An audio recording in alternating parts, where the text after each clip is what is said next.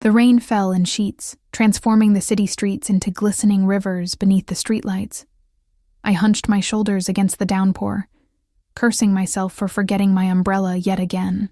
My scrubs were already soaked through, clinging uncomfortably to my skin after a grueling 12-hour shift at Mercy General, 3 blocks to my apartment. Just 3 more blocks of misery before I could peel off these wet clothes, fall into my lumpy mattress, and forget about the parade of broken bodies that had streamed through the emergency room doors today. The screech of tires cut through the drumming rain, followed by the sickening crunch of metal striking concrete. I froze, my nursing instincts immediately overriding my exhaustion. The sound had come from around the corner, no more than 100 feet away. Without thinking, I ran toward it, my sneakers splashing through puddles that soaked my already drenched scrub pants. I rounded the corner and saw it. A motorcycle crumpled against a guardrail, its front wheel twisted at an impossible angle. A few yards away lay a body, motionless on the glistening asphalt. No one else was around. The rain and late hour had cleared the streets of potential witnesses. "Hey!" I called out, rushing to the fallen rider. "Can you hear me?" No response. As I drew closer, I could see it was a man, his powerful frame splayed awkwardly where he'd been thrown from the bike. His helmet had a crack running from temple to crown, and blood mixed with rain beneath his head, spreading in pink-tinged rivulets across the pavement. I knelt beside him, my training taking over. First, check the airway. I carefully removed his helmet, supporting his neck to minimize movement. Despite the blood and dirt smearing his face, there was no denying his striking features. Strong jaw darkened with stubble, high cheekbones, full lips now pale and tight with pain. His leather jacket had been torn open at the shoulder, revealing a torso mapped with tattoos beneath the crimson stains spreading across his skin. "Sir, can you hear me?" I pressed my fingers to his neck, finding a pulse. Weak and thready, but there. "I'm a nurse. I'm going to help you. Stay with me." I pulled my phone from my pocket with trembling fingers, dialing 911 as I continued my assessment. Probable concussion, possible internal bleeding, suspected fracture to the right leg given its unnatural angle. He was in bad shape, but still breathing. 911, what's your emergency? I need an ambulance at the corner of Maple and 4th Street, I said quickly. Motorcycle accident, adult male, unconscious with head trauma, possible internal injuries. I'm a nurse at Mercy General. Patient needs immediate transport. Ambulance is being dispatched. ETA 8 minutes. Are you in a safe location? Yes, but hurry. He's losing a lot of blood. I hung up and returned my full attention to the injured man. The rain was still coming down in torrents, washing away blood as quickly as it seeped from his wounds. Hypothermia would soon become as dangerous as his injuries if I couldn't get him out of the deluge. I shrugged off my thin jacket, the only protection I had against the rain, and draped it over his chest. Then I leaned close, using my body to shield his face from the downpour. "Hang in there," I murmured, pushing soaked hair from his forehead. "Help is coming. Just stay with me." His eyelids fluttered, then opened, revealing eyes of the most intense amber I'd ever seen. They focused on me with surprising clarity given his condition. "An angel," he rasped, his voice accented. "Russian, maybe?" "Not quite," I replied, relief flooding me that he was conscious. "I'm Anna. I'm a nurse. You've been in an accident, but an ambulance is on the way." He tried to move, then winced. "My leg." "Don't move," I instructed, placing a gentle but firm hand on his shoulder. "Your leg is injured, possibly broken. You might have internal injuries too." His eyes never left my face, studying me with an intensity that seemed at odds with his condition. "You're soaking wet," he observed. I almost laughed at the absurdity of his concern. "I'm fine. Saving your life is more important than staying dry." Something flickered in his amber eyes. Surprise, perhaps, or something deeper I couldn't identify. His hand moved with startling speed, gripping my wrist with unexpected strength. "Remember this moment," he said, his voice suddenly clear and commanding despite his injuries. "Remember that you saved me." Before I could respond, his eyes rolled back and he lost consciousness again. I checked his pulse, still there, but weaker. Where was that ambulance? In the distance, I finally heard sirens. I waved my phone's flashlight to guide them to our location, staying by the stranger's side, one hand keeping pressure on a particularly nasty gash on his arm, the other still captured in his grip, even in unconsciousness. The ambulance arrived in a splash of lights that turned the raindrops to rubies and sapphires. Paramedics jumped out, equipment in hand. "What have we got?" one asked as they reached us. "Male, 30s, motorcycle versus guardrail," I reported, falling into professional terminology. "Unconscious, but was briefly responsive, pupils equal and reactive when I checked. Probable concussion, suspected fracture to the right femur, multiple lacerations, possible internal bleeding." The paramedic gave me an appreciative nod as his partner prepared a backboard.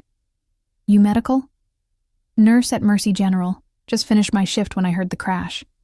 "Lucky for him," the paramedic remarked as they worked to stabilize the stranger. "Want to ride along? We're heading to your hospital anyway." I hesitated, glancing at the unconscious man whose hand I had to gently pry from my wrist.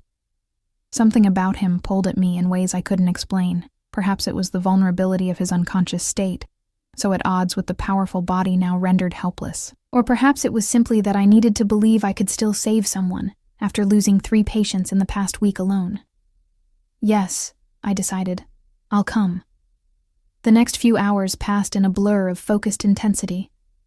The man, who carried no identification, had internal bleeding that required emergency surgery. His femur was indeed fractured, along with 3 ribs and his right wrist, but it was the head injury that concerned us most. A subdural hematoma required immediate intervention. I don't know why I stayed through his surgery, watching from the observation area above the operating room despite being off duty.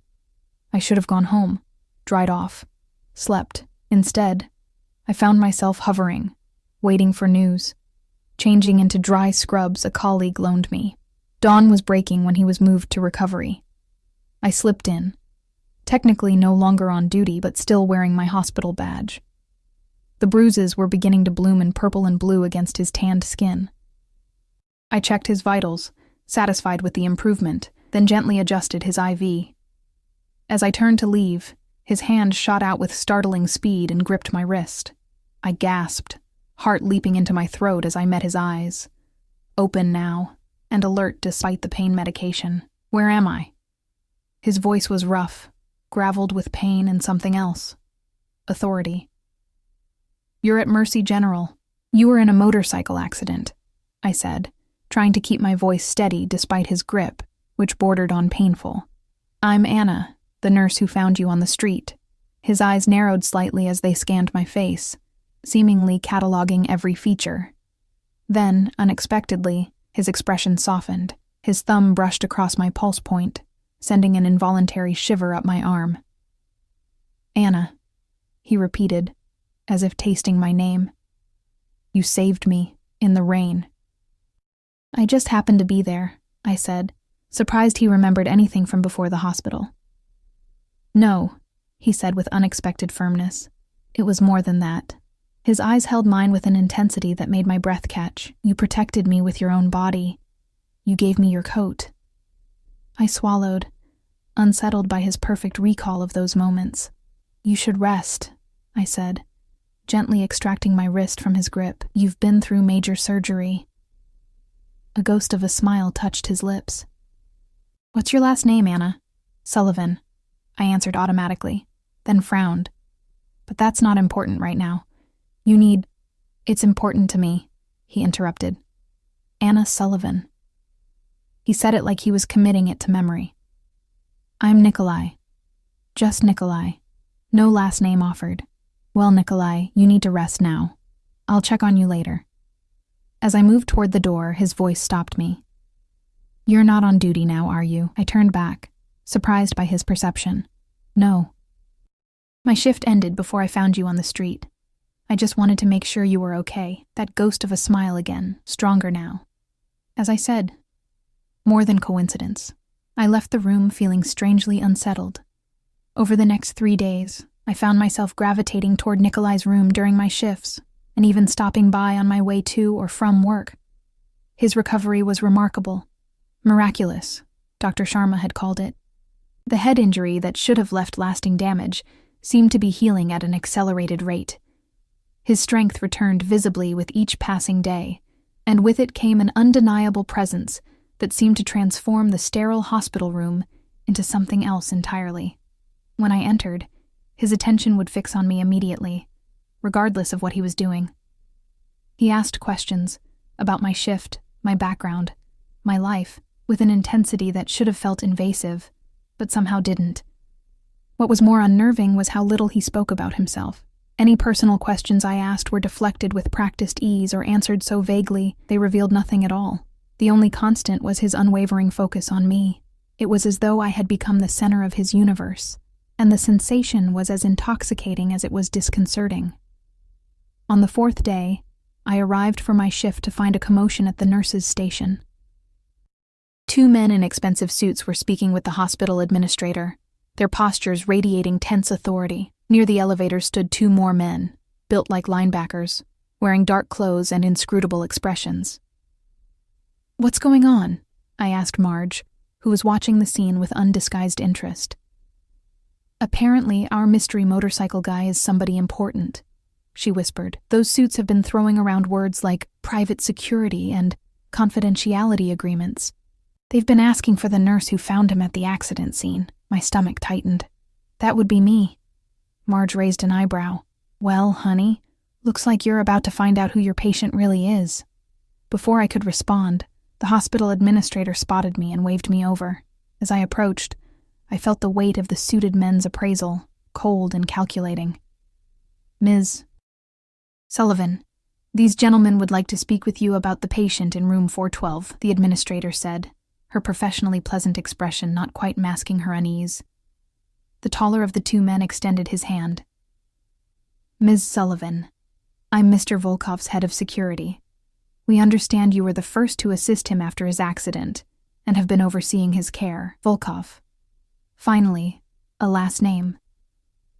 "I found him at the scene, yes," I said carefully, "and I've been checking in on him. Mr. Volkov speaks highly of you," the man continued. "He's requested that you accompany him during his transfer to his private medical facility this afternoon." I blinked. Transfer? He's still recovering from major trauma. He shouldn't be moved yet. The second man smiled thinly. "The decision has been made. Mr. Volkov's personal medical team will take over his care. You're requested to assist with the transition, to ensure his comfort."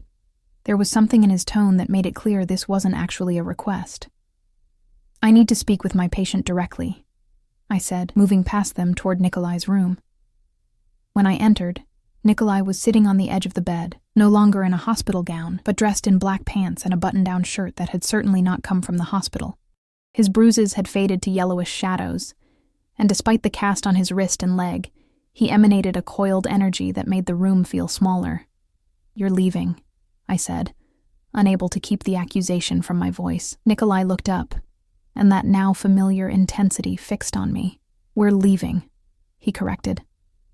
"I don't understand. You can't just... Who are those men? Who are you?" He stood, moving with a fluid grace that belied his injuries. "Those men work for me. As for who I am," he took a step closer. "I'm someone who repays his debts. Anna Sullivan." My heart hammered against my ribs. "I told you. I was just doing what anyone would do. You don't owe me anything. You saved my life," he said simply. "When others would have passed by in the rain, you stopped. You shielded me with your own body. You stayed with me through surgery." His eyes burned into mine. "And now I find myself unwilling to leave you behind." The way he said it sent a chill down my spine. Not entirely unpleasant, but warning nonetheless. "I can't just leave with you. I have a job, responsibilities, all taken care of," he interrupted smoothly. "Your hospital has agreed to a temporary leave of absence. Generously compensated, of course." Anger flashed through me. "You can't just decide this for me. You don't even know me." Something darkened in his amber eyes. "I know enough. I know you work too hard for too little recognition. I know you live alone in an apartment with security so poor it's practically an invitation. I know you haven't taken a vacation in over 2 years." He took another step closer, and I could smell his cologne, something expensive and subtle that made my senses swim. "And I know that you feel it too. This connection between us. My mouth went dry. How could he possibly know those details about my life? "This is crazy," I whispered. "Perhaps," he conceded with that ghost of a smile. "But I've made my decision, Anna. The only question is whether you'll come willingly or if this needs to be more complicated." The threat was velvet-wrapped but unmistakable. "Are you threatening me?" I asked, my voice stronger than I felt. He reached up, his fingers brushing a strand of hair from my face with surprising gentleness. "I'm offering you an opportunity.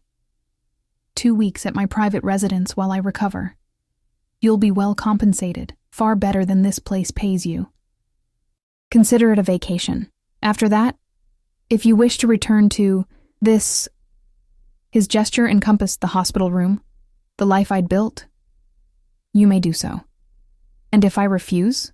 His expression didn't change, but something cold flickered in his eyes. "I would be disappointed, and I don't handle disappointment well, Anna." I should have been terrified. I should have run from the room, screamed for security, done anything but stand there considering his proposition.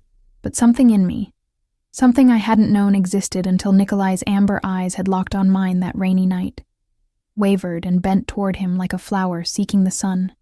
2 weeks, I said finally, and then I come back. No questions asked?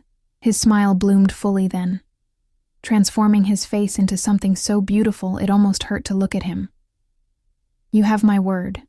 What I didn't realize then, as I nodded my agreement to this stranger's impossible request, was that Nikolai Volkov's word was both unbreakable and infinitely dangerous. I didn't understand that by saving his life on that rain-slicked street, I had irrevocably entangled mine with a man who collected debts and loyalties with the same ruthless precision with which he eliminated obstacles. I couldn't have known that the moment I stepped into his world, the door would lock behind me. All I knew was the inexplicable pull I felt toward him, like gravity shifting its center. And that when his security detail ushered us from the hospital an hour later, his arm possessively around my waist, supporting his weight, but also holding me firmly at his side, I felt both a thrill of anticipation and a whisper of warning. The black SUV waiting at the curb had tinted windows so dark they reflected my pale, uncertain face back at me. Nikolai's hand pressed against the small of my back, guiding me forward. "After you, Anna Sullivan," he murmured close to my ear. "Your new life awaits." As I climbed into the vehicle, I had no way of knowing just how prophetic those words would prove to be. The SUV glided through the city streets like a shark through dark water. Tinted windows separated us from the outside world, creating an intimate bubble of leather and luxury. Nikolai sat beside me, his large frame taking up more space than seemed physically possible. Despite his injuries, he exuded a controlled power that made the spacious vehicle feel suddenly confining. "Where exactly are we going?" I asked, breaking the silence that had stretched between us since leaving the hospital. Nikolai's eyes shifted to me, their amber depths unreadable. "My home outside the city. It's about an hour's drive. And what am I supposed to do there? You mentioned a private medical team, so you don't actually need a nurse." The corner of his mouth lifted in that now familiar ghost of a smile. "Consider yourself my personal care attendant." Something in the way he said it made heat bloom across my skin. "I don't even have any clothes," I protested weakly. The scrubs I wore were borrowed from the hospital after my own clothes had been soaked through in the rain while saving him. "I need to stop by my apartment. Everything you need will be provided," he replied, dismissing my concern with a slight wave of his hand. His eyes met mine, and his voice softened. "I take care of what's mine, Anna." The possessive statement should have outraged me. Instead, it sent a forbidden thrill down my spine that I tried desperately to ignore. As the city fell away, replaced by rolling countryside, I stole glances at my captor, because despite his talk of opportunities and choices, that's what he was. In profile, his features were even more striking: the strong line of his jaw, the aristocratic nose, the long lashes that shadowed his cheekbones. Beneath the expensive clothing, I knew, lay a body marked not just by the recent accident but by older scars I'd glimpsed during those first frantic moments on the rainy street. This was a man who had seen violence, who perhaps dealt in it regularly. What had I gotten myself into? The SUV eventually turned onto a private road that wound through dense woods for several minutes before emerging before wrought iron gates at least 12 feet high. Security cameras pivoted to track our approach. The gates swung open silently, and we continued up a winding driveway flanked by meticulously maintained gardens. When the mansion came into view, I couldn't suppress a gasp. Sprawling across a gentle hill, the stone structure looked like something transplanted from European aristocracy, with its multiple wings, turrets, and expansive terraces. "This is yours?" I whispered. "One of my residences," Nikolai replied, watching my reaction with evident satisfaction. The SUV stopped at the front entrance, where a line of staff waited on the steps.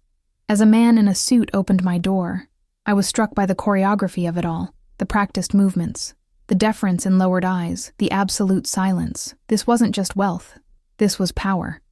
Nikolai insisted on walking into the house despite his injuries, his hand at the small of my back again, guiding and possessing.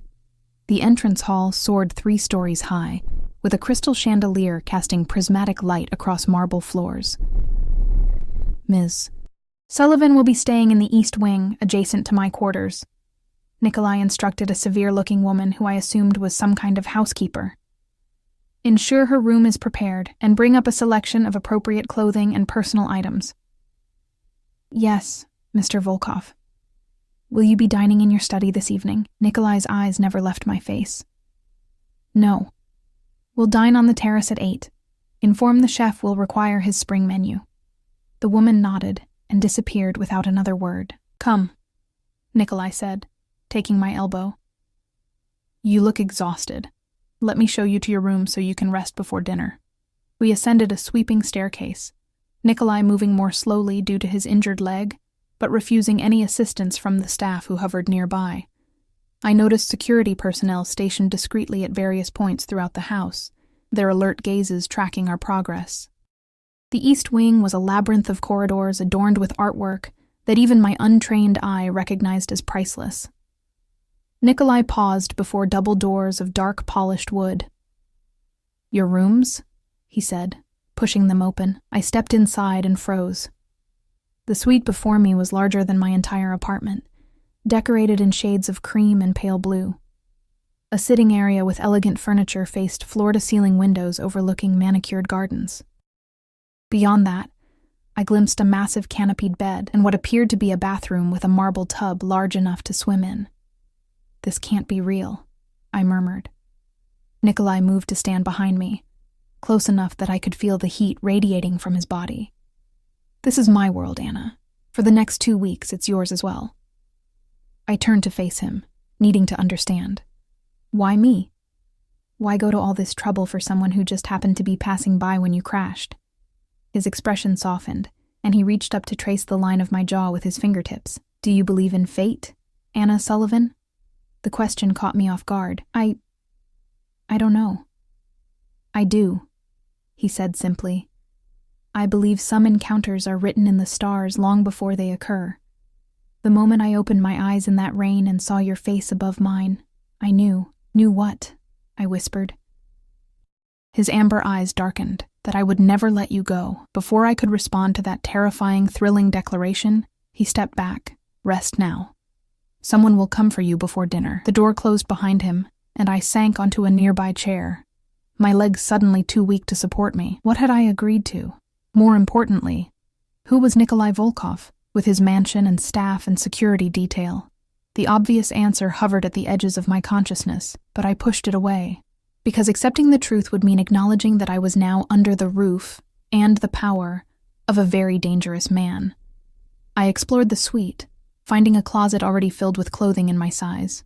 Dresses, blouses, jeans, even lingerie with tags from designers I'd only seen in magazines. The bathroom contained every luxury toiletry imaginable. It was as if Nikolai had prepared for my arrival long before our paths crossed on that rain-slicked street. The thought should have disturbed me more than it did. I showered in the cavernous marble bathroom, letting hot water sluice away the hospital smell that clung to my skin. As the water washed over me, I couldn't help but think of the rain that had soaked me through as I knelt beside Nikolai's broken body. How quickly life could change, from an exhausted nurse heading home to whatever I was now. Wrapped in a plush robe, I returned to the bedroom to find a dress laid out on the bed, a simple but elegant blue sheath that would have cost me a month's salary. A note beside it read simply, "Wear this. N." My first instinct was to rebel, to choose something else from the closet out of principle. But curiosity won out. I slipped on the dress, which fit as if tailored specifically for me, and found myself standing before the mirror, hardly recognizing the woman reflected back. At precisely 7:50, a knock came at the door. A young woman with a carefully blank expression stood in the hallway. "Mr. Volkov sent me to escort you to the terrace, Ms. Sullivan." I followed her through the maze of corridors and down another staircase, noticing more security personnel along the way. Their presence was beginning to feel less like protection and more like prison guards. The terrace overlooked expansive gardens that glowed golden in the setting sun. Nikolai stood at the balustrade, his back to me, a glass of amber liquid in his hand. He'd changed into dark trousers and a white shirt, open at the collar. Despite the cast on his wrist and the slight favoring of his injured leg, he radiated a predatory elegance. He turned as I approached, and the look that crossed his face made my breath catch. Hunger, appreciation, and something possessive that sent a shiver down my spine. "The blue suits you," he said, his accent thickening slightly. "I knew it would bring out your eyes. Thank you for the dress," I replied, trying to maintain some semblance of professional distance, though I'm still not clear on why I'm here. He gestured to a table set for two, candles already flickering in the twilight. "Join me. We have much to discuss." Dinner was a surreal experience. Course after course of exquisite food appeared and disappeared, served by staff who materialized and vanished like ghosts. Nikolai was an attentive host, ensuring my wine glass never emptied, engaging me in conversation that skillfully revealed nothing about himself while extracting details about my life. "You never mention family," he observed as dessert was served. "Are your parents still living?" I focused on the delicate pastry before me. "My mother died when I was 12, cancer. My father, he couldn't cope afterward. Started drinking. He's in a care facility now, early onset dementia, exacerbated by the alcohol. And you pay for this facility," Nikolai stated, rather than asked. I nodded, surprised by his perception. "It takes most of what I make. It's why I pick up extra shifts, why I was walking home so late the night I found you." His lips curved slightly at my reference to our first meeting. "A devoted daughter. I admire loyalty, Anna. It's a quality I value above all others." "You speak as if you're constantly evaluating people," I observed. "I am." He leaned forward, the candlelight casting shadows across his face. "In my position, knowing who can be trusted is the difference between life and death." There it was. An opening to ask what exactly his position was, but something in his steady gaze warned me away from that question. Instead, I asked, "And can I be trusted, according to your evaluation?" His smile was slow and predatory. "You're trustworthy, Anna Sullivan. But you're also curious, intelligent, observant. Dangerous qualities in my world." "What is your world, Nikolai?" I finally dared to ask. He considered me for a long moment. "I acquire things. Businesses, properties, people. I protect what's mine and eliminate threats. Some call it empire building. Others use less flattering terms. The oblique confession hung in the air between us. I swallowed hard. "You're not just a businessman, are you?" "No more questions tonight," he said softly. "Tomorrow, perhaps. After dinner." He suggested a walk through the gardens, but I pleaded exhaustion, a partial truth. My mind was spinning with too many unanswered questions, too many warning signals competing with an inexplicable attraction. Nikolai escorted me back to my suite, his hand once again at the small of my back, his proximity both comforting and disturbing.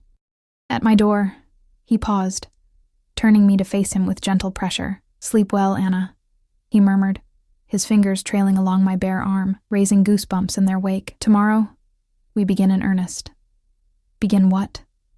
I asked, my voice embarrassingly breathless. His smile held secrets and promises. "Your education, your transformation." His hand moved to cup my cheek. "You stepped into my world, Moya Zolotaya. Now you must learn its rules." Before I could ask what the foreign words meant, he leaned down and pressed his lips to my forehead. a gesture somehow more intimate than a kiss on the lips would have been. "Dream of me," he whispered against my skin, then turned and walked away, his slight limp barely noticeable. Inside my room, I leaned against the closed door, my heart hammering. What had I gotten myself into? More importantly, why wasn't I more afraid? That night, I dreamed of amber eyes and gentle hands that turned to steel, of gilded cages and the seductive whisper of danger. And when I woke, gasping in the pre-dawn darkness, it wasn't fear that left me trembling. The next morning brought sunshine streaming through windows that a silent staff member opened while I was in the bathroom. A breakfast tray waited on the small table in the sitting area, fresh fruit, pastries, and coffee that smelled like heaven. As I sipped the rich brew, I noticed a phone on the tray, not my phone, which had been left behind at the hospital, but a sleek, expensive model I didn't recognize. A note beside it read, "For emergencies. My number is programmed in N." I picked it up, finding only one contact. Nikolai. No games, no security measures. Either he trusted me implicitly, or, more likely, the phone was being monitored. After breakfast, I explored my suite more thoroughly, discovering a small balcony overlooking the gardens.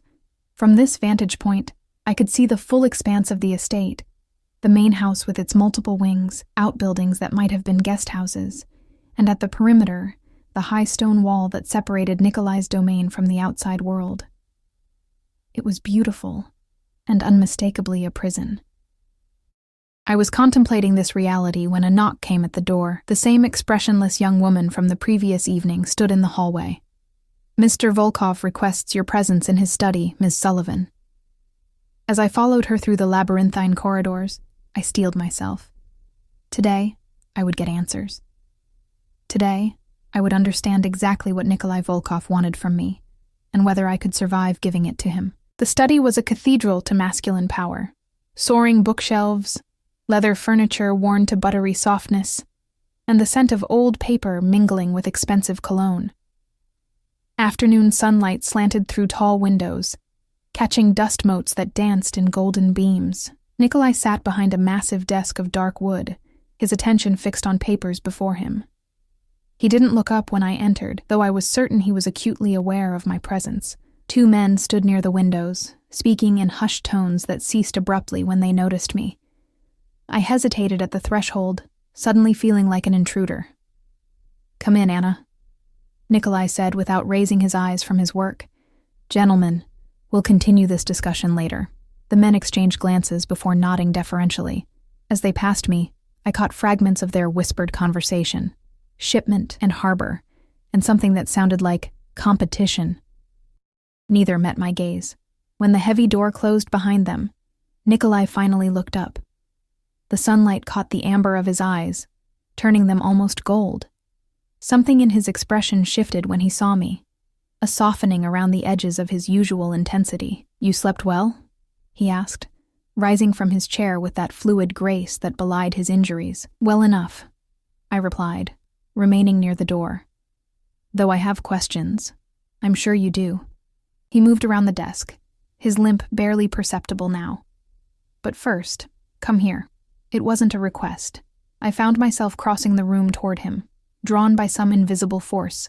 When I reached him, he cupped my face in his hands, his thumbs brushing my cheekbones in a touch so gentle it made my breath catch. "I had them bring you to me first thing this morning, but you were still sleeping," he said, his voice low. "You looked peaceful. I couldn't bear to wake you." The thought of him watching me sleep should have disturbed me. Instead, I felt a treacherous warmth spread through my chest.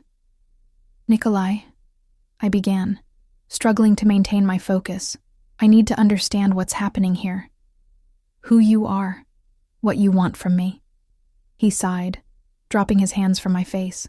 "Walk with me," he said, gesturing toward a door that led to a private garden I hadn't noticed before. "My leg needs the exercise, and this conversation requires fresh air." The garden was a secluded oasis, surrounded by high hedges that ensured complete privacy. A stone path wound between meticulously pruned roses and other flowers I couldn't name. At its center stood a small pavilion with comfortable seating. We walked in silence for several minutes, his hand occasionally brushing mine in a way that seemed both deliberate and casual. Finally, we We reached the pavilion, and he gestured for me to sit. "You want answers?" he said, lowering himself beside me. "Ask your questions, Anna. I'll answer what I can." I took a deep breath. "Who are you? Really?" His lips curved in that ghost of a smile. "Nikolai Volkov, owner of various legitimate businesses, shipping, real estate, nightclubs, and yes, some enterprises that operate in grayer areas.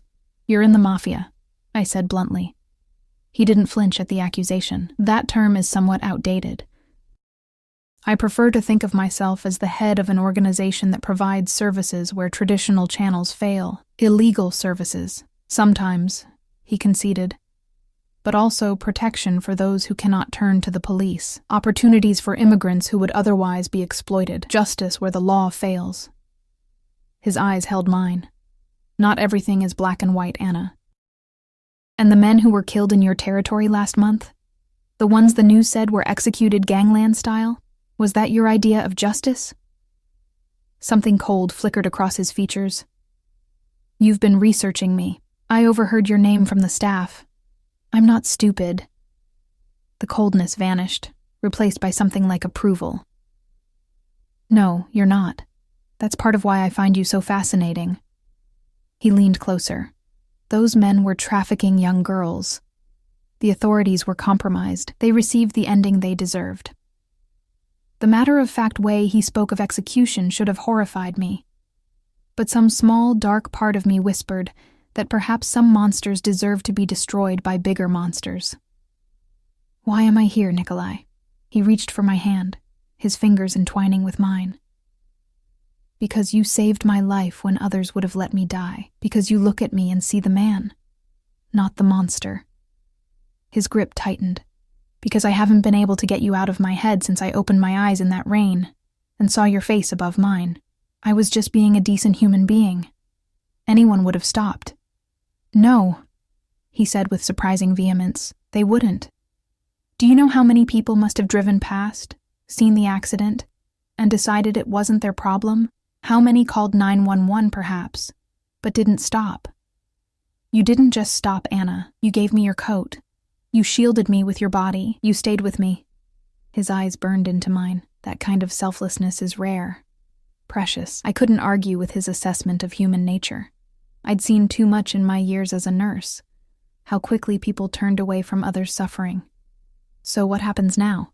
I asked. "You keep me here like a pet? A prisoner?" Anger flashed in his eyes. "Is that what you think?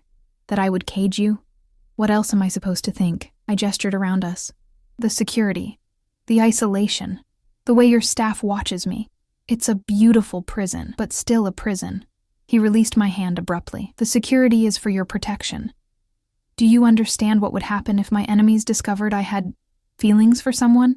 You would become a target." His voice hardened. "And I will not lose you to my past mistakes." Feelings. The word hung between us, fraught with implication. "I never asked for your protection," I said, though my voice lacked conviction. "Yet you need it." He stood, pacing the small pavilion. "3 of my rivals know I was injured. They're circling like sharks, testing boundaries, looking for weakness. I've already eliminated one threat, but the others are more cautious." He stopped, fixing me with that intense gaze. "If they knew about you, they would use you to get to me, and I would burn this world to ashes before I let that happen." The fervor in his voice sent a shiver down my spine.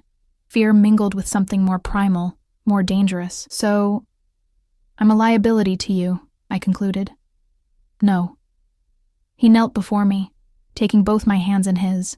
"You are the only thing in this life that has ever made me question my path.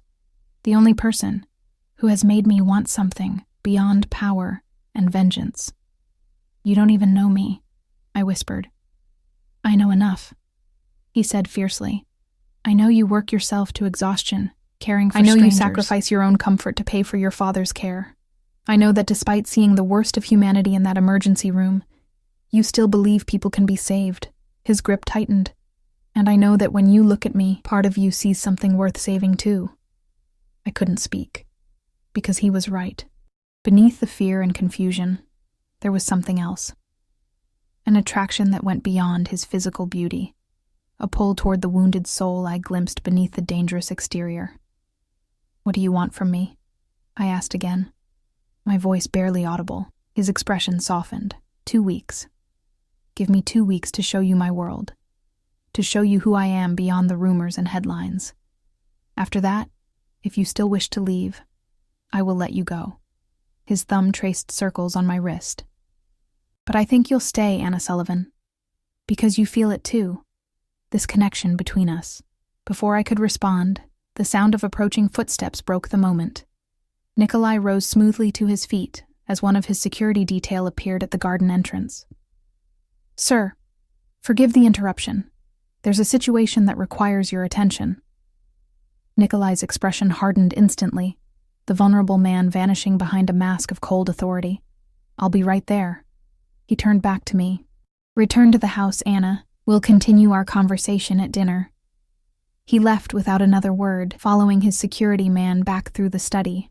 I remained in the pavilion, my thoughts in turmoil. 2 weeks to decide whether to step fully into Nikolai Volkov's dangerous world or return to my own. But even as I contemplated the choice, I knew my world had already shifted on its axis, the moment those amber eyes had locked on mine in the rain. The days that followed settled into a strange rhythm. Mornings, I was largely left to my own devices. I explored the extensive grounds, always aware of the security personnel watching from a discreet distance. I discovered a library that rivaled public institutions, a conservatory filled with rare plants, and an indoor pool housed in what looked like a Roman bathhouse. Afternoons often found me in Nikolai's company. Despite his injuries, he maintained a punishing schedule, taking calls and meetings even as doctors came and went. Yet he always made time for me, showing me his art collection, teaching me chess in the library, telling me stories of his childhood in Russia before his family immigrated, carefully edited stories, I was sure, that omitted the darker elements of his past. And always, there were the touches. His hand at the small of my back, his fingers brushing mine when he passed me a chess piece, his lips grazing my knuckles in an old-world gesture when we parted. Each contact sent electricity skittering across my skin, building a tension that grew with each passing day. Evenings were the most dangerous. We dined together, sometimes on the terrace, sometimes in a formal dining room that could have seated 30, but was set only for 2. The conversations grew deeper, more personal. I told him about my mother's death, about nursing my father through the worst of his alcoholism before his mind began to slip away.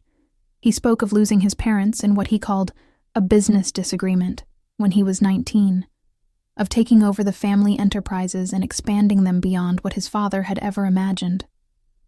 Neither of us explicitly mentioned the illegal aspects of those enterprises, but they hung in the air between us, acknowledged but unspoken. On the 5th night, as we shared dessert on the moonlit terrace, Nikolai's phone buzzed. He glanced at it, his expression darkening. "Excuse me," he said, rising from the table. "I need to take this." He moved to the balustrade, his back to me as he spoke in rapid Russian. Even without understanding the words, I could hear the steel in his voice, see the tension in his shoulders. When he ended the call, he remained with his back to me for several long moments, as if composing himself. "Is everything all right?" I asked. He turned, and the expression on his face made my blood run cold. A predatory stillness, eyes flat and hard as amber stones. "A minor irritation," he said, his voice too casual. "Nothing for you to worry about." But that night, I heard shouting from somewhere in the house. Angry voices in Russian, followed by a crash and silence. I lay awake, listening to the distant sounds of cars arriving and departing, of muffled orders being given. When I finally drifted to sleep near dawn, my dreams were filled with shadowy figures and the metallic scent of blood. The next morning, Nikolai was nowhere to be found. The young woman who brought my breakfast informed me that he had been called away on business but would return by evening. Left to my own devices, I decided to explore parts of the house I hadn't yet seen. Most doors were unlocked, revealing guest bedrooms, sitting rooms, and various spaces for entertainment. But when I reached the west wing, I found my path blocked by one of Nikolai's security men. "I'm sorry, Mrs. Sullivan," he said, his expression impassive. "This area is restricted." "On whose orders?" I challenged, though I knew the answer. "Mr. Volkov's." I returned to my suite, frustration simmering beneath my skin. For all Nikolai's talk of showing me his world, he was still keeping parts of it carefully hidden. The pretense of freedom within these walls was just that, a pretense. That evening, I was informed that Nikolai had been further delayed. I dined alone in my room, my thoughts circling like predators. What had happened the night before? What was he hiding in the West Wing? And most troubling of all, why did I care so much? Because somewhere between the rainy street and this gilded cage, I had begun to fall for the monster with the amber eyes. On the 7th day, I woke to find a small box beside my bed, tied with a silk ribbon. Inside was an exquisite gold bracelet set with tiny diamonds that caught the morning light. The note beneath it read, "For last night's absence, wear this tonight." And my first instinct was to refuse the gift. It represented everything problematic about this arrangement. The idea that my time and feelings could be bought. But when Nikolai appeared at my door that evening, his eyes immediately went to my wrist, where the bracelet glittered. The satisfaction in his smile made my heart race. "You're angry with me," he said as we walked to dinner, his hand at its customary place on my lower back. "I'm confused," I corrected. "You disappear for a day and a half, then try to smooth it over with expensive jewelry. What am I supposed to think, Nikolai?" He guided me to the dining room, waiting until we were seated and the staff had withdrawn before answering. "There was a situation that required my personal attention. It's been resolved."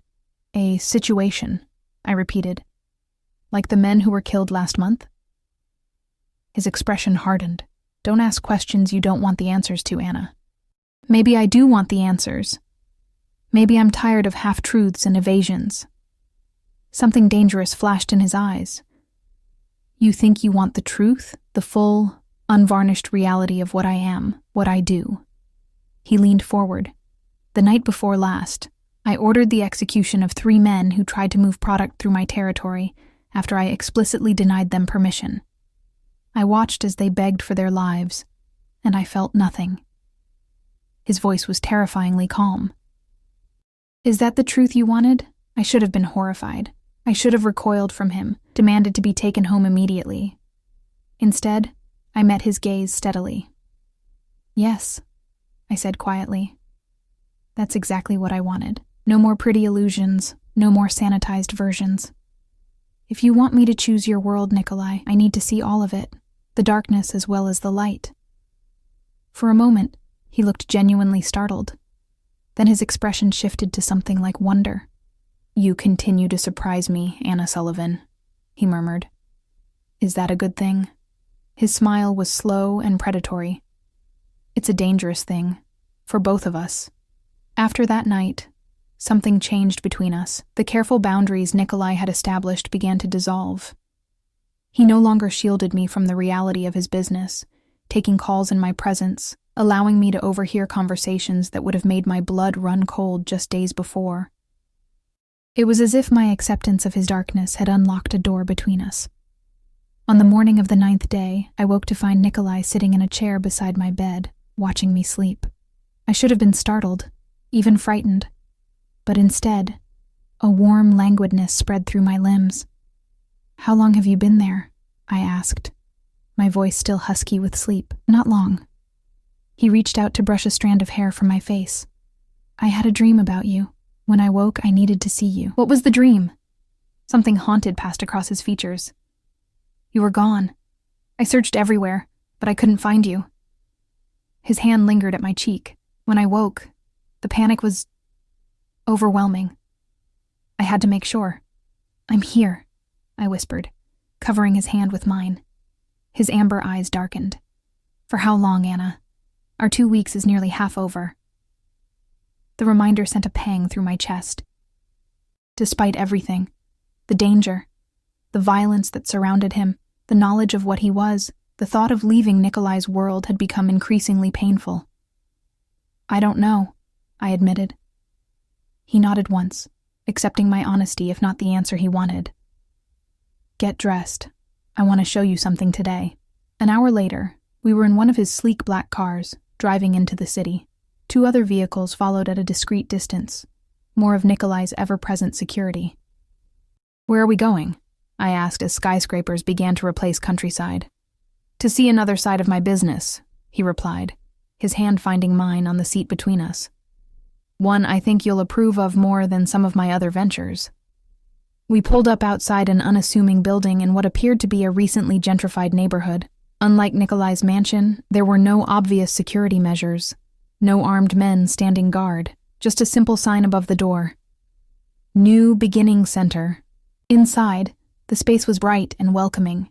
Comfortable furniture, artwork on the walls, the sound of children's laughter echoing from somewhere deeper in the building. A woman behind a reception desk looked up as we entered, her eyes widening at the sight of Nikolai.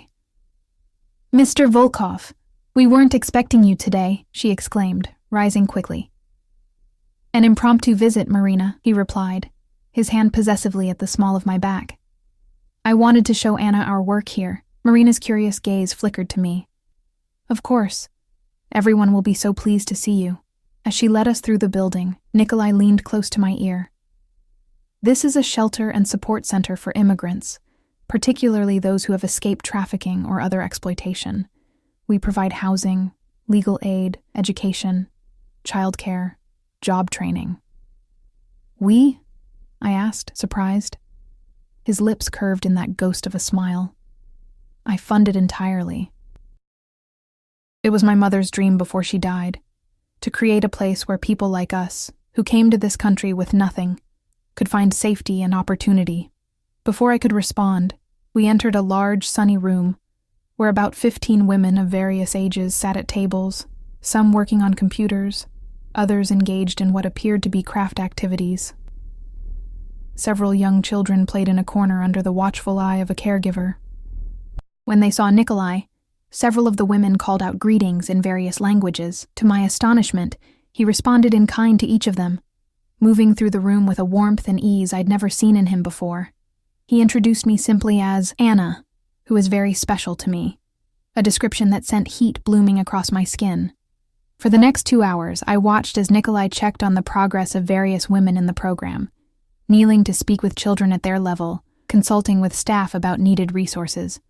This was a side of him I hadn't glimpsed before, the ruthless crime boss transformed into a compassionate benefactor. "Why are you showing me this?" I asked quietly as we prepared to leave. Nikolai's expression was serious. "Because I wanted you to see that not everything I do casts shadows. Some of it brings light." He took my hand. "I am what circumstances have made me, Anna. But I try to balance the scales where I can." In the car, I struggled to reconcile this new information with what I already knew about him. "The women in there looked at you like you're their savior." "For some of them I am," he said matter-of-factly. "Many were being trafficked by the same men I've eliminated over the years. The police wouldn't or couldn't help them. I could." "So you're a vigilante now, taking out bad guys to protect the innocent?" He laughed, though there was little humor in it. "Don't romanticize me, Anna. I'm no hero. Some of the men I've killed deserved it, yes. Others were simply obstacles to my objectives.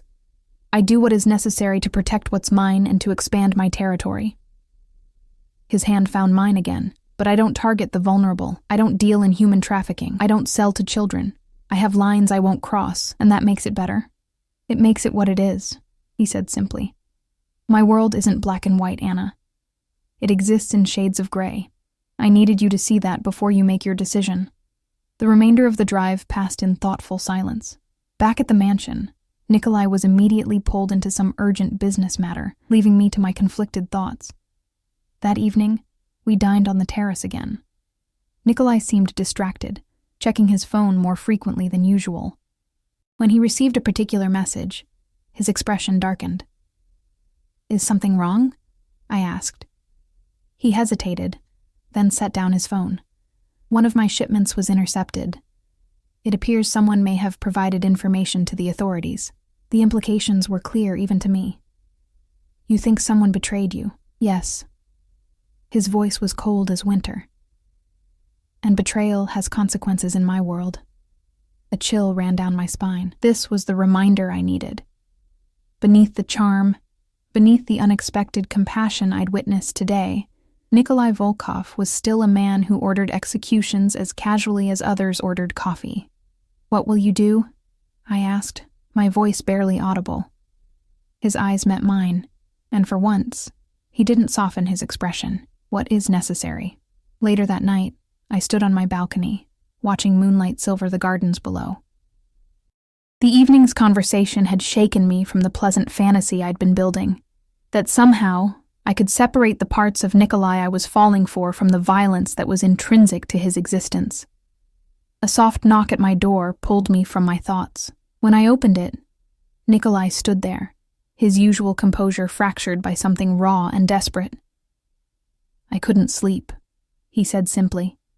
I stepped aside to let him in. He moved to the center of the room, then turned to face me, his expression torn between desire and restraint. "I keep thinking about what happens when our 2 weeks are over," he said, his accent thickening with emotion. "The thought of you leaving, of returning to your old life as if none of this happened. It's driving me mad, Anna." I wrap my arms around myself, suddenly cold despite the warm night. "I don't know what to tell you, Nikolai. Your world terrifies me." "Not me?" he asked, moving closer. "Am I what terrifies you?" I shook my head slowly. "That's the problem. You should terrify me. What you've done, what you're capable of doing. I should be running as far and as fast as I can." I looked up at him, this beautiful, dangerous man who had upended my existence. "But when I'm with you, I feel more alive than I ever have before." Something fierce and possessive flared in his eyes. He closed the distance between us in 2 strides, his hands coming up to frame my face. "Then stay," he whispered. "Stay with me, Anna. Let me give you everything, a life beyond anything you've imagined." "In exchange for what?" I challenged, even as I leaned into his touch. "My freedom? My conscience? My soul?" His thumbs brushed my cheekbones. "I would never cage you. If you choose to stay, it will be as my equal, not my possession." "Equal?" I laughed softly. "How can we be equals when you hold all the power?" Something vulnerable flickered across his features. "You have more power than you know, Anna Sullivan. From the moment I opened my eyes in that rain and saw you leaning over me, you've held my heart in your hands." Before I could respond, his lips found mine in a kiss that started gentle but quickly blazed into something fiercer, more demanding. I should have pushed him away. Instead, my arms wound around his neck, pulling him closer as years of carefully maintained control crumbled to ash. His hands slid down my body, leaving trails of heat in their wake. When he lifted me, I wrapped my legs around his waist, gasping as he carried me to the bed and followed me down onto the mattress. His weight above me should have felt confining. Instead, it felt like an anchor in a storm. "Tell me to stop," he murmured against my throat, his voice rough with restraint. "If this isn't what you want, tell me now, and I'll go." In answer, I pulled his mouth back to mine, surrendering to the hunger that had been building between us since that first moment on the rain-slicked street. As clothing gave way to skin against skin, as whispered endearments in English and Russian filled the darkness, I knew I was crossing a line from which there would be no return. I woke the next morning to find Nikolai watching me again, his amber eyes soft with something that looked dangerously like love. He traced patterns on my bare shoulder, his touch reverent. "No regrets?" he asked quietly. I considered the question seriously. "No," I finally said. "But this doesn't solve anything, Nikolai. It only complicates everything." He smiled, pressing a kiss to my shoulder. "Life is complicated, Moya Zolotaya. But some complications are worth it." The next 3 days passed in a haze of newfound intimacy. Nikolai rearranged his schedule to spend more time with me, though he still attended to business matters that he now discussed more openly in my presence. At night, he came to my room, or I to his, a sprawling suite even more luxurious than mine, and we lost ourselves in each other until dawn. But beneath the surface bliss, tension was building. The matter of the betrayed shipment remained unresolved, and I could see it weighing on Nikolai. His phone calls became more frequent, his expression harder when he thought I wasn't looking. Twice I overheard him giving orders in Russian that, even without understanding the words, chilled me with their cold fury. On the 13th day, our penultimate day together, according to our original agreement, everything shattered. I was reading in the library when I heard shouting from Nikolai's study. Drawn by concern, I moved to the door connecting the two rooms, which stood slightly ajar. Through the gap, I could see Nikolai and two of his security men. Between them knelt a man I recognized as one of Nikolai's drivers, his face bloody and swollen.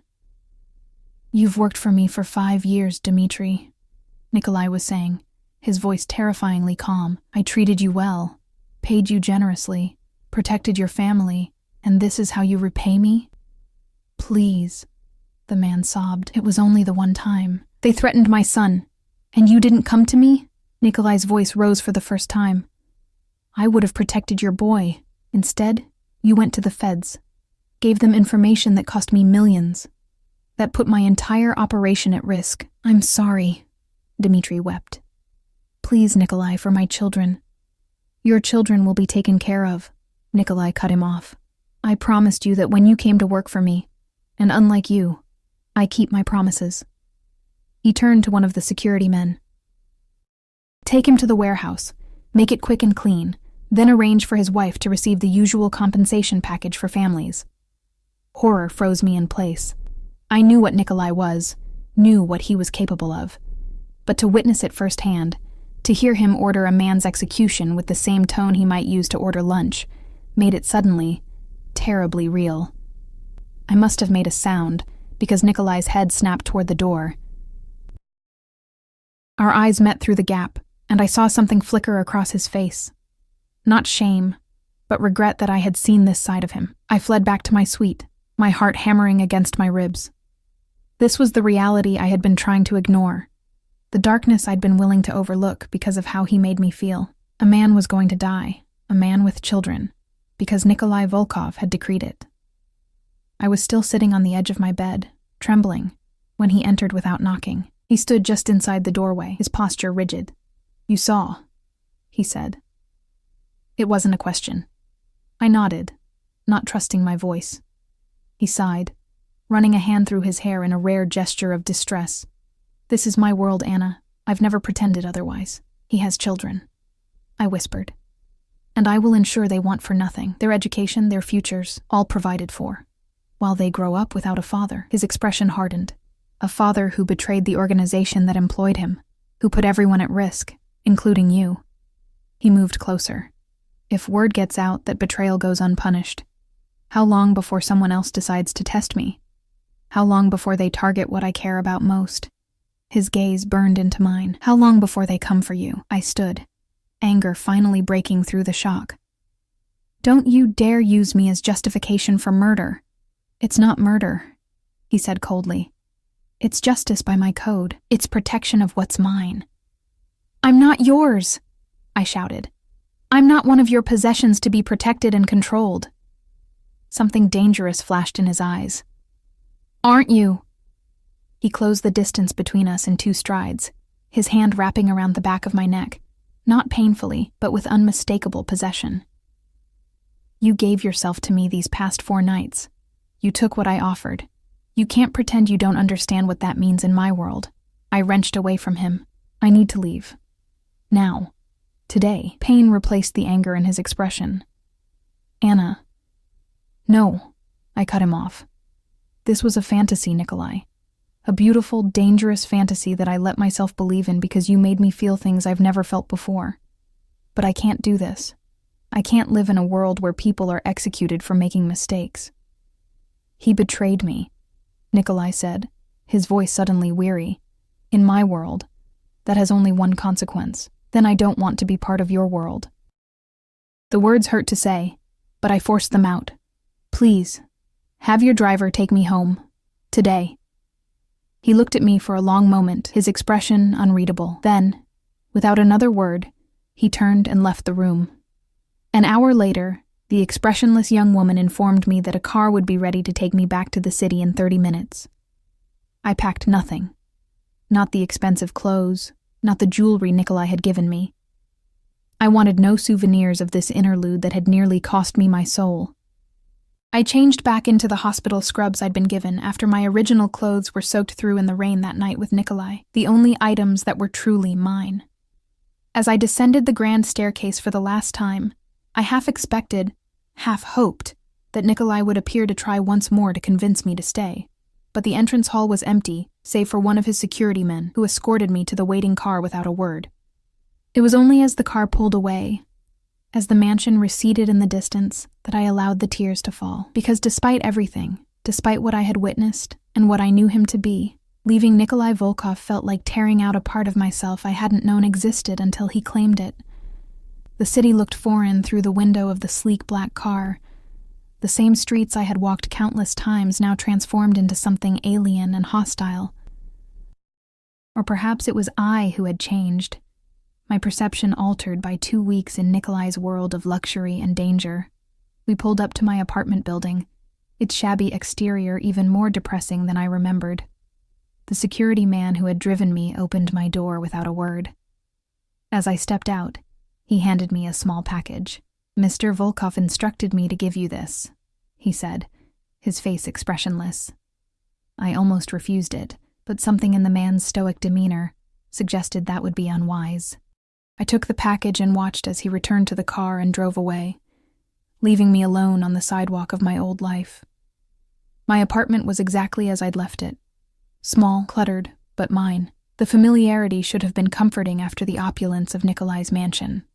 Instead, it felt like a stranger's space, as if I were visiting a life I'd once known but no longer recognized. I sat on my lumpy couch, turning the package over in my hands. Finally, I unwrapped it to find a phone. Not the one Nikolai had given me at the mansion, but a new one. And a small velvet box. Inside the box was a delicate gold chain with a single pendant, a small key crafted from what appeared to be white gold, inset with tiny diamonds. A note was folded beneath it in Nikolai's bold handwriting. "Anna, the phone is secure and untraceable. My number is the only one programmed in it. The key is symbolic. It opens nothing except perhaps the cage you believe I've built around you. Keep them both. Use neither. Destroy them. The choice is yours, as it has always been. Yours always, Nikolai." I closed the box with trembling fingers and set it aside, tears burning behind my eyes. Even now he was still playing games, still trying to maintain control. I should throw both items away, sever all connections to the dangerous world I'd briefly inhabited. Instead, I placed the box and phone in my bedside drawer and tried to remember how to exist in my former life. The next day, I returned to the hospital. The administrators seemed surprised to see me. Apparently, Nikolai's generous compensation for my leave of absence had been substantial enough that no one had expected me back so soon, if at all. My colleagues welcomed me with curious glances and carefully phrased questions about my private nursing assignment that I deflected as best I could. I threw myself back into work with a fervor that bordered on obsession, picking up extra shifts, volunteering for the most difficult cases, anything to keep my mind occupied and away from thoughts of amber eyes and gentle hands that could order a man's death without hesitation. At night, alone in my apartment, it was harder to maintain the pretense. I would find myself reaching for the drawer that held Nikolai's gifts, stopping just short of opening it. I would stare at my phone, my regular phone, half expecting it to ring with his number, though I knew it wouldn't. Nikolai Volkov was too proud to chase after a woman who had rejected his world. A week passed, then 2. Life settled into a routine that felt like sleepwalking. I worked. I came home. I slept. Sometimes I ate. The colors seemed duller, the sounds muted, as if part of me had remained behind in that mansion with its gardens and secrets, and the man who had awoken something in me I couldn't quite extinguish. It was nearly a month after my return when the first incident occurred. I was walking home from a late shift, the streets quiet and mostly deserted, when I sensed rather than saw someone following me. A prickle of awareness raised the hair on the back of my neck. I quickened my pace, clutching my keys between my fingers as a makeshift weapon. The footsteps behind me sped up as well. Just as panic began to rise in my throat, a car screeched to a halt beside me. A nondescript sedan, not one of Nikolai's sleek black vehicles. The back door flew open. "Get in, nurse," a voice commanded. "We need to have a conversation about your boyfriend." My blood turned to ice. I ran, darting down an alley I knew had an exit on the next street. Behind me, I heard shouts and the sound of pursuit. I was halfway down the alley when a second man stepped out from behind a dumpster, blocking my path. "Don't make this difficult," he said, reaching for me. I screamed and lashed out with my keys, catching him across the cheek. He cursed, his hand flying to his face, then lunged toward me with rage in his eyes. I braced for impact, but it never came. Instead, the night erupted in controlled violence. Two figures materialized from the shadows, moving with practiced efficiency. My attacker was on the ground in seconds, unmoving. The sound of more fighting came from the alley entrance.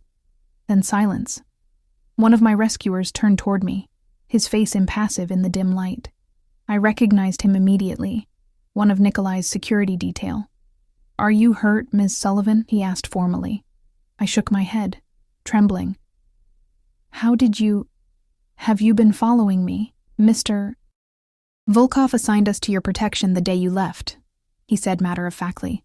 "We've been monitoring your movements from a distance. Tonight we observed these men tracking you and intervened when their intentions became clear." The other security man joined us, speaking rapidly into a phone in Russian. When he finished, he addressed his colleague. "The boss wants us to bring her in." Fear and something else, something treacherously like hope, fluttered in my chest. "I'm not going anywhere," I protested. "I have a life here, a job." "You have a target on your back," the first man cut me off bluntly. "These men work for the Petrov organization. They've learned of your connection to Mr. Volkov and sought to use you as leverage. There will be others." I thought of my small apartment with its flimsy locks, of the open hospital where I worked, surrounded by the public. How long before they tried again? How many innocent people might be caught in the crossfire? "Fine," I said finally. "Take me to him." The drive to Nikolai's mansion passed in tense silence. My thoughts raced.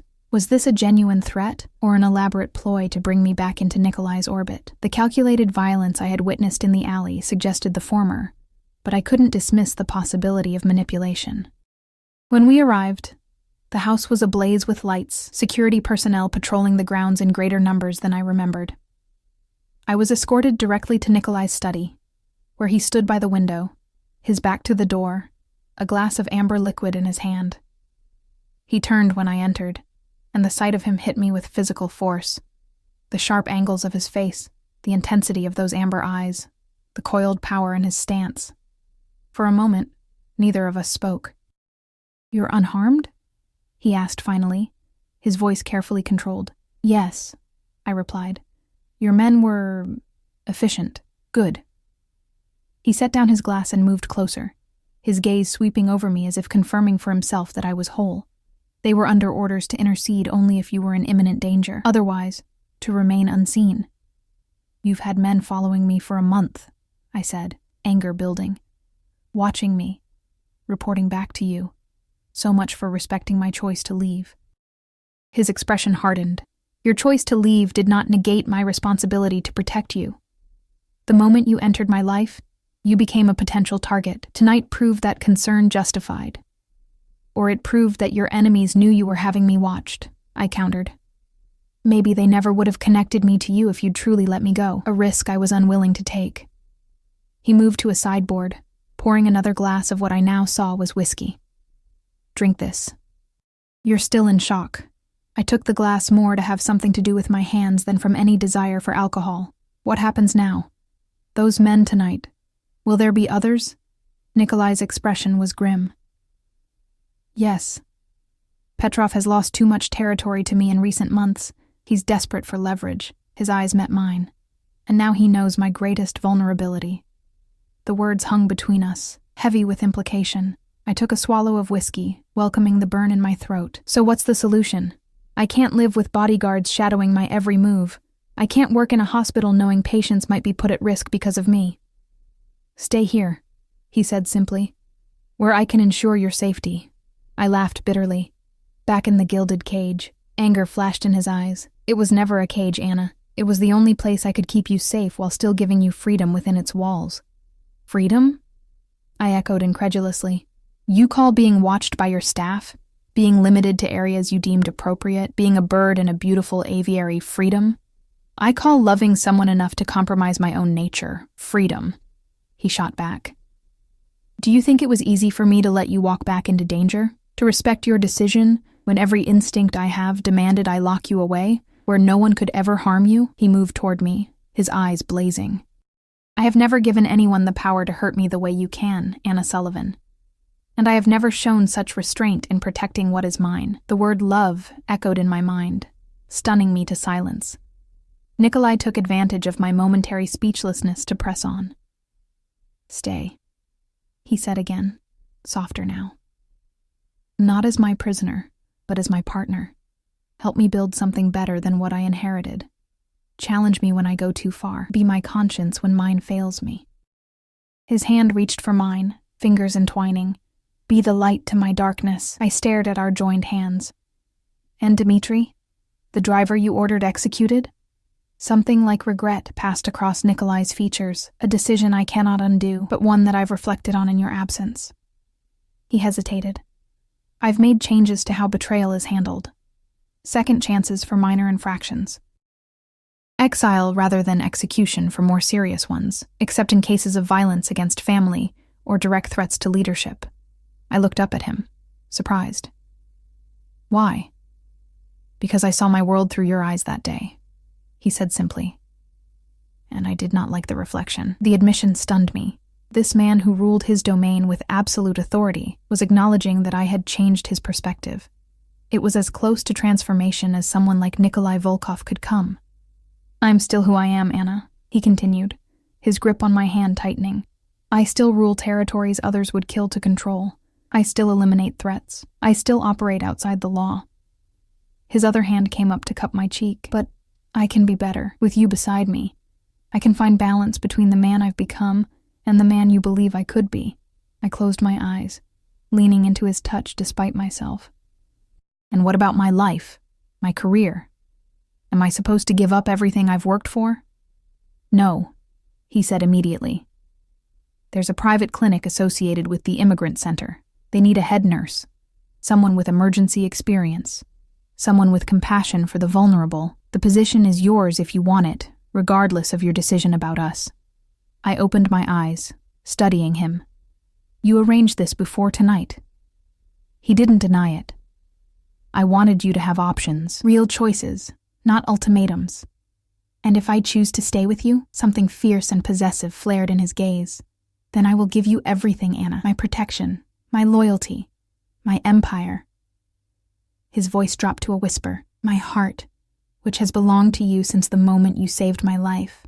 I took a deep breath, weighing my options with a clarity I hadn't possessed a month ago. I could return to my apartment, live in fear, eventually be forced to relocate and start over elsewhere, always looking over my shoulder. Or I could accept the protection Nikolai offered, and with it, the man himself, with all his darkness and light. If I stay, I said slowly, there will be conditions. A smile tugged at his lips. I expected nothing less. I need honesty, complete transparency about your business. No more locked doors or forbidden areas. He nodded once. Done. I need autonomy, freedom to come and go as I please, with security, but without constant supervision. Within reason, when there are no active threats, he countered. I need to know that any changes you've made to how your organization operates aren't just for show, that you're genuinely committed to finding less violent solutions when possible. His expression grew serious. I cannot promise perfection, Anna, but I can promise progress. Evolution, rather than revolution. I studied him. This man who had upended my world, who both terrified and thrilled me. Last condition, I said quietly. I need to know that what you feel for me is real, that this isn't about possession or control, or the thrill of the chase. Nikolai's eyes softened in a way I'd seen only in our most intimate moments. He released my hand to reach into his pocket, withdrawing a small box. Unlike the one he'd sent with me a month ago, this one was dark blue velvet. I've had this since the day after you left, he said, opening it to reveal a ring set with a diamond that caught the light like a captured star. I was going to find a way to ask you, even if it took years to earn back your trust. My breath caught in my throat. Nikolai, I don't just want you in my bed, or under my roof, or wearing my gifts, he continued. I want you by my side, As my wife, my equal. The one person in this world I trust completely. His thumb brushed across my knuckles. I love you, Anna Sullivan, with a depth that terrifies even me. Time seemed to suspend as I stood at the crossroads of two lives, the safe, ordinary existence I'd always known, and the dangerous, exhilarating future Nikolai offered. In that moment of perfect clarity, I realized there was only one choice I could live with. I held out my left hand. Ask me properly, I said, my voice steady despite the thundering of my heart. Surprise flashed across his face, followed by a joy so raw it transformed his features. He lowered himself to one knee, still holding my hand in his. Anna Sullivan, he said, his accent thickening with emotion. Will you marry me? Will you stand beside me as my partner, my conscience, my heart? Will you help me build something worthy of the future we could have together? I looked down at this powerful, dangerous, complex man, a man capable of both terrible violence and surprising tenderness, and knew that despite everything, or perhaps because of it, he was mine as completely as I was his. Yes, I whispered, watching as he slid the ring onto my finger. Yes, I will marry you, Nikolai Volkov. He rose to his feet in one fluid motion, pulling me against him with an intensity that took my breath away. His lips found mine in a kiss that felt like coming home and embarking on a dangerous adventure all at once. When we finally broke apart, his amber eyes glowed with triumphant possession. Mine, he murmured, his fingers threading through my hair. Yours, I agreed, then added with a smile that held both promise and warning. And you're mine.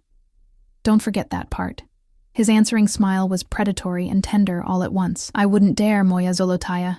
I wouldn't dare. 6 months later, we were married in a private ceremony on the terrace where we had shared our first dinner. The immigrant center had become my passion, growing under my direction into a comprehensive healthcare facility for the underserved. Nikolai's business continued to evolve, moving increasingly toward legitimate enterprises, while maintaining the core protection rackets that were his family's legacy. There were still dangerous moments, still nights when Nikolai returned with shadows in his eyes and blood on his hands. There were still arguments about lines that shouldn't be crossed, about mercy versus justice, about the balance between protection and freedom.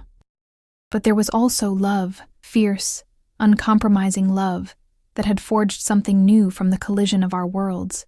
I had become stronger, more assertive, less naive. He had become more thoughtful, more measured, more willing to consider alternatives to violence. Neither of us was perfect. Our relationship wasn't a fairy tale. But it was real. As real as the key pendant I still wore beside my wedding ring, reminding us both that I had chosen this life, this man, with my eyes wide open. Sometimes, in quiet moments when Nikolai thought I wasn't looking, I would catch him watching me with an expression of wonder, as if he couldn't quite believe I had stayed. In those moments, I would think back to that rainy night on the street, when fate had placed his broken body in my path. I had saved his life that night. But in the end, he had given me a life I never could have imagined. Dangerous and beautiful, challenging and rewarding, walking the razor's edge between darkness and light. 1 year to the day after our first meeting, we returned to the spot where his motorcycle had crashed. The street looked ordinary in the sunshine, no trace remaining of the accident that had changed our lives forever. Do you ever think about how different things might have been? I asked, standing at the exact spot where I had found him. If I had walked a different route that night? If the rain had stopped earlier and I'd already been home? Nikolai's arm tightened around my waist. No, he said simply, because it could not have been any other way. You were meant to find me, Anna. You were meant to save me. In every way a person can be saved. He turned me to face him, his amber eyes reflecting the sunlight. 1 year ago, I was broken on this pavement. Today, I stand here whole, with the woman who pieced me back together. I didn't piece you together, I protested. You were already who you were. No, he said softly. You showed me who I could be. You gave me a reason to be more than just a powerful man. You gave me a reason to be a better one. As we walked back to the waiting car, his hand possessively at the small of my back where it had rested since that first day, I reflected on the strange journey that had brought us here. From a chance encounter in the rain to a shared life that balanced precariously between two worlds, the underworld Nikolai ruled and the healing one I inhabited. There was no guarantee our unusual marriage would survive the challenges that surely lay ahead.